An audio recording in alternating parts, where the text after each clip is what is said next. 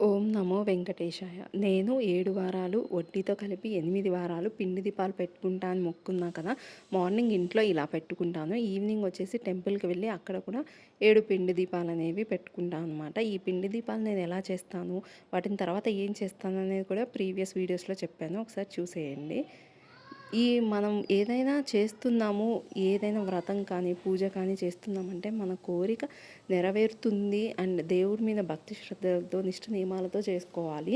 కోరిక నెరవేరినా, నెరవేరకపోయినా దేవుడి మీద నమ్మకం ఉంచాలి. అంటే దేవుడు మనం కోరిన కోరిక దానికన్నా ఇంకా బెస్ట్ ఇవ్వబోతున్నాడేమో రాబోయే డేస్‌లో.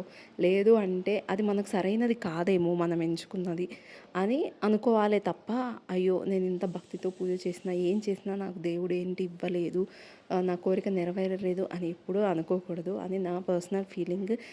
ఈరోజైతే మా బ్రేక్‌ఫాస్ట్ వచ్చేసి ఉప్మా అండ్ స్టవ్ పైన నేను ఎప్పుడూ అలా కుంకుమ బొట్లు పెట్టుకుంటాను. తమలపాకు, శంకుపూల మొక్కలుండాలి. మేము 20 డేస్ ఊరికెళ్ళేసరికి ఎండిపోయాయన్నమాట. నేను ఒక దాంట్లో మెంతులు, ఒక దాంట్లో ధనియాలేసాను. చూద్దాం ఎంతవరకు వస్తాయో. సబ్స్క్రైబ్